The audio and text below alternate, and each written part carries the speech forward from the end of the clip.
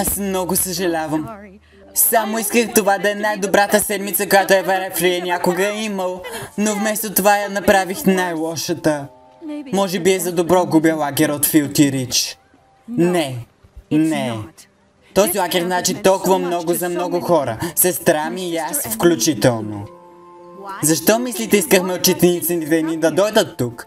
Не можем да ставим Filthy Rich да вземе това място. Ако лагера значи толкова много за вас, може да значи много и за другите лагерници, идвали тук минали години.